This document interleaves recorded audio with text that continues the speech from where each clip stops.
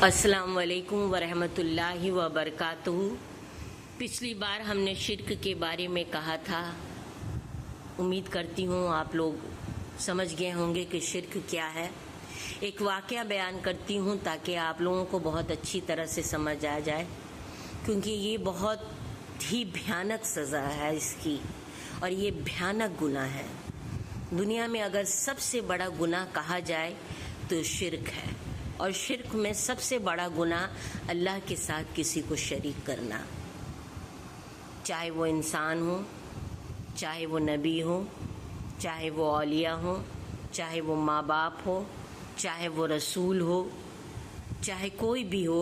अल्लाह के मकाम तक कोई नहीं पहुँच सकता। हम पढ़ते हैं ना, कुल हुवल्लाहु अहद अल्लाहुस समद, कि अल्लाह एक है। उसको ना किसी ने पैदा किया है, ना उसने किसी को पैदा किया है, ना उसका कोई हमसर है। वो हमेशा है और हमेशा रहेगा। ये चीज़ किसी भी इंसान पे फिट होता है? कौन दुनिया में आया है और वापस नहीं गया? कौन पैदा नहीं हुआ है? किसका हमसर नहीं रहा? किसकी जोज़रा नहीं हुई?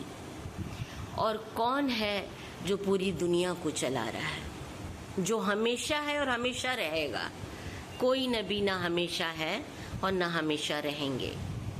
यानी जिसे नींद नहीं आती और ओंग नहीं आती, आयतुल कुर्सी में है कि अल्लाह को ना नींद आती है ना ओंग आती है, और वो एक ही वक्त में दुनिया के करोड़ों जगह में बैक वक्त होते हैं, और जिन्हें गैब की बातें पता होती है।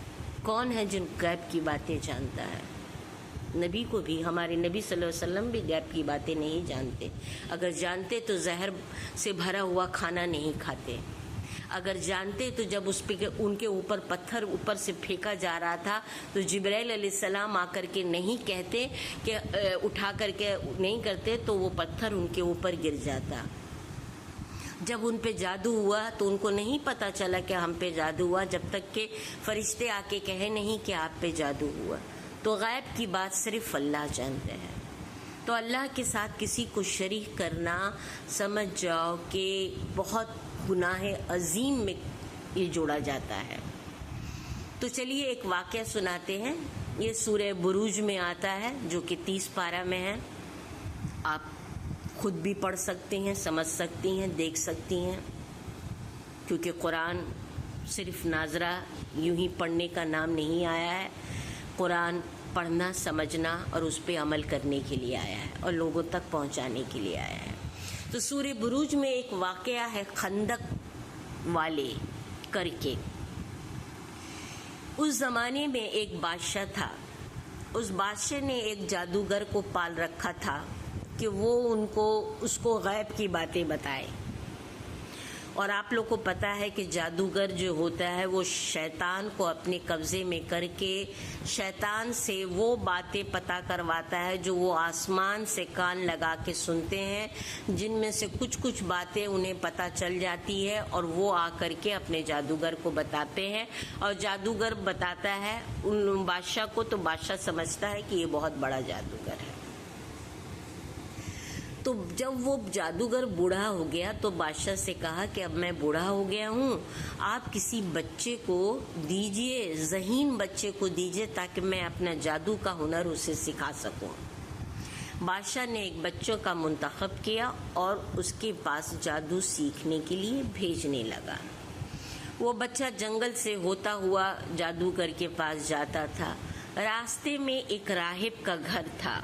राहिब कहते हैं उस शख्स को जो कि उस ज़माने के किताब को पढ़ता, समझता और जानता हो, उसे राहिब कहते हैं। जैसे आजकल के ज़माने में मौलाना, मुफ्ती या स्कॉलर कहते हैं हम लोग, उस ज़माने में राहिब कहा जाता था। तो एक राहिब का घर था जहाँ पर वो कुछ देर के लिए बैठ जाता था, जहाँ पे वो राहिब पढ़ता था कि अल्लाह एक है और अल्लाह के सिवा कोई भी ज़िंदगी और मौत नहीं दे सकता। वो उसको सुनता था, फिर वो जादूगर के पास जाता था, फिर जादूगर की बातें सुनता था। तो इस तरह से लड़का 1-2 साल तक راہب کی باتیں بھی سنتا تھا اور جادوگر کی باتیں بھی. وہ لڑکا کنفیوز ہو گیا. اس کے سمجھ میں نہیں آیا کہ صحیح کون ہے اور غلط کون ہے، کیونکہ بچہ تھا، جانتا نہیں تھا، اور اس کو خاص کر کے جادو سیکھنے کے لیے بادشاہ نے آرڈر دیا تھا، تو وہ جادو سیکھنا چھوڑ بھی نہیں سکتا تھا. لیکن وہ کنفیوز تھا کہ جادوگر صحیح ہے یا راہب صحیح ہے. ایک دن کیا ہوا، جب وہ واپس جا رہا تھا تو اندھیرا ہو گیا.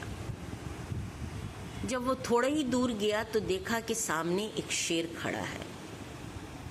اب وہ سوچا کہ اب تو ہماری موت طے ہے. تو اس نے کیا کیا کہ سوچا کہ بہت اچھا موقع ہے کہ ہم جان لیں کہ راہب صحیح ہے یا جادوگر صحیح ہے. اس نے کہا کہ اے اللہ، اگر واقعی تو ایک ہے، اے اللہ اگر واقعی راہب صحیح کہہ رہا ہے، واقعی زندگی اور موت تو دینے والا ہے، تو آج مجھے بچا لے گا اور اس شیر کو یہاں سے بھگا دے گا. اور وہ آنکھ بند کر لیا. تھوڑی دیر بعد جب وہ آنکھ کھولا تو دیکھا شیر غائب تھا. تو اس کے دل پہ پختہ یقین ہو گیا کہ راہب صحیح ہے اور جادوگر غلط ہے. پھر وہ کیا کیا کہ جادوگر کے پاس جانا چھوڑ دیا اور وہ راہب کے پاس جا کر کے پورے اللہ کے بارے میں سمجھنے لگا اور اللہ کے بارے میں جاننے لگا اور اللہ کا وحدانیت کو پہچان گیا کہ واقعی اللہ ایک ہے، کیونکہ ایک معجزہ اس کے ساتھ ہو چکا تھا، وہ شیر والا واقعہ. جب بادشاہ کو معلوم ہوا کہ وہ جادوگر کے پاس نہیں جا رہا ہے تو اس نے اس سے بلا کے پوچھا کہ تم کیوں نہیں جا رہے ہو اور تم کہاں جا رہے ہو. تو اس نے کہا کہ جادوگر غلط ہے اور وہ راہب جو کہ راستے میں پڑتا ہے اس کا گھر، اور وہ کہتا ہے کہ اللہ ایک ہے اور ہم کو اور آپ کو بنانے والے بھی اللہ ہے. تو میں اسی راہب کے پاس جاتا ہوں اور وہ کہتا ہے کہ زندگی اور موت اللہ دینے والا ہے، کسی انسان کے بس میں نہیں ہے. اس بادشاہ نے خوب زور سے ہنسا اور کہا کہ کیا میں تمہیں ماروں تو تمہارا اللہ تمہیں بچا لے گا؟ اس نے کہا بے شک مجھے یقین ہے کہ میرا اللہ مجھے بچا لے گا. انہوں نے اپنی سپاہیوں کو بلایا اور کہا کہ اسے پہاڑ سے پھینک دو. اسے پہاڑ سے پھینک دیا گیا لیکن اللہ نے اسے بچا لیا. پھر وہ واپس آ گیا. بادشاہ کو حیرت ہوا. دوبارہ کہا کہ اس کو پانی میں ڈبا دو، سمندر میں. اسے سمندر میں ڈبا دیا گیا. وہ لڑکا پھر تیر کر کے واپس آ گیا کیونکہ اللہ کو منظور نہیں تھا. تو پھر بادشاہ پریشان ہو گیا کہ ارے اسے مارے تو کیسے مارے، اب تو میرے انا کا سوال ہو گیا ہے. اور وہ تو اللہ کو ماننے والا نہیں تھا، کافر تھا، مشرک تھا، شرک کرتا تھا. تو اس نے کہا کہ اب میں کیسے ماروں؟ تو اس لڑکے نے کہا کہ میں بتاتا ہوں کہ مجھے آپ کیسے ماریں. تمام شہر والوں کو اکٹھا جمع کرے اور سب کے سامنے مجھے تیر سے مارے اور ایک لفظ آپ کو بولیں گے، وہ بول کے آپ ماریں گے تو میں مر جاؤں گا. بادشاہ خوش ہو گیا. واہ، یہ تو بہت اچھی بات ہے، میری عزت بھی بچ جائے گی اور لڑکا بھی مر جائے گا. بادشاہ نے اعلان کر دیا کہ تمام لوگ اپنے گھروں سے نکل کر کے ایک جگہ جمع ہو جائے میدان میں، اور وہاں پہ ہم اس لڑکے کو ماریں گے جو کہ یہ کہہ رہا ہے کہ اللہ ایک ہے اور موت اور زندگی اللہ دینے والا ہے. سارے لوگ وہاں پہ آ گئے.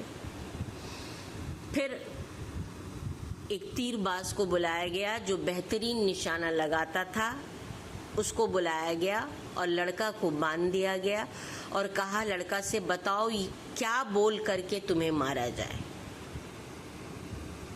تو اس لڑکے نے کہا لا الہ الا اللہ کہہ کے اگر آپ تیر ماریں گے تو میں مر جاؤں گا. اس بادشاہ کو اس بات کی میننگ سمجھ میں نہیں آئی. جیسے کہ آج کل کے ہم لوگوں کو لا الہ تو بولتے ہیں ہم لوگ، لیکن ہم لوگ اس کا معنی نہیں جانتے. بادشاہ نے اس سے کہا کہ کہو لا الہ الا اللہ اور مارو تیر. اس تیر باز نے لا الہ الا اللہ کہہ کر کے تیر مارا. جب تیر مارا اور بچہ مر گیا تب اس کو سمجھ میں آیا کہ اس نے تو ایک اللہ کا نام پورے شہر میں کر کے چلا گیا. کیونکہ لا الہ الا اللہ کا معنی ہے کہ اللہ کے سوا کوئی معبود نہیں، یعنی اللہ ہی ایک عبادت کے لائق ہے، اور اس میں موت اور زندگی بھی اللہ ہی دینے والا ہے. جب یہ بات بادشاہ کو سمجھ میں آیا تب تک بہت دیر ہو چکی تھی. لوگوں نے لا الہ الا اللہ کا زور لگا دیا اور اور پورے محفل میں لا الہ الا اللہ لا الہ الا اللہ گونجنے لگا. بادشاہ نے کہا کہ یہ تو میری جیت کیا، یہ تو مجھے بری طرح سے ہرا کے چلا گیا. اس نے کہا اپنے لوگوں سے، کیونکہ اس کا غصہ ٹھنڈا نہیں ہو رہا تھا، اس نے کہا کہ ایک خندق کھودا جائے. خندق کہتے ہیں گڑھا کو، معنی اتنا بڑا خندق کھودا گیا کہ اس سے بڑا خندق کوئی نہیں کھودا گیا تھا. اور کہا کہ اس میں آگ لگا دی جائے. اس میں آگ لگا دیا گیا اور کہا کہ جو بھی لا الہ الا اللہ کہے گا اس کو اس آگ میں ڈال دیا جائے گا. اب عالم یہ تھا کہ کوئی بھی کسی کو پکڑ کر کے اس گڑھا میں نہیں ڈال رہا تھا، خندق میں نہیں ڈال رہا تھا. لوگ لا الہ الا اللہ بول کر کے اس خندق میں کود رہے تھے. سبحان اللہ. معنی کسی نے پکڑ کر کے، کسی سپاہی نے، کسی لوگوں نے، کسی کافر نے پکڑ کر کے لوگوں کو خندق میں نہیں ڈالا، بلکہ لوگ لا الہ الا اللہ کہہ کر کے خود اس آگ میں کود رہے تھے. یہ ہے اللہ پہ ایمان. ابراہیم علیہ السلام بھی تو اللہ کا نام لے کے کود گئے تھے نا. اور آج ہم لوگوں کو اگر کہا جائے تو ہم لوگ بولے بھائی معاف کیجئے، اگر جل گئے تو، اگر کوئی نہیں بچایا تو. یہ تھا وہ ایمان جو ہم لوگ میں نہیں ہے. تو اسی طرح سارے لوگ خندق میں کودنے لگے. ایک عورت دوڑتی ہوئی آئی اور جب خندق کے سامنے آئی تو اس عورت کو احساس ہوا کہ اس کے گود میں 6 مہینہ کا بچہ ہے. تو اس عورت نے سوچا کہ اس بچے کو کھینچ کر کے میں زمین میں ڈال دوں اور خود کود جاؤں. جیسے اس بچے کو وہ کھینچی، بچہ بول پڑا کہ اے ماں مجھے بھی اپنے ساتھ لے کر کے کود، کیونکہ مجھے یہاں سے جنت دکھ رہا ہے. کیونکہ اللہ نے ہم لوگوں کے لیے جنت تیار کر کے رکھا ہے. میری ماں مجھے مت چھوڑ اس جہنم میں، مجھے آگ میں کودنے دے تاکہ میں بھی تیرے ساتھ جنت جا سکوں. اتنا کہنا تھا کہ عورت بچہ لے کے کود گئی. سبحان اللہ. یہ جذبہ ہم لوگ میں ہے کیا؟ ایک آگ اور خندق کھودے گا تو کیا ہم لا الہ کہہ کر کے کودیں گے؟ آپ اپنا اور ہم اپنا جائزہ لیں اور ویسا ایمان لانے کی کوشش کریں جو وہ لوگ ایمان لائے تھے، جو بنا کسی کے کہنے پہ خود لا الہ کہہ کر کے آگ میں کود گئے تھے. تو یہ ایمان اگر ہوگا تو اللہ تعالی ہم سب کو جنت فردوس میں جگہ دیں گے. آمین. اللہ حافظ.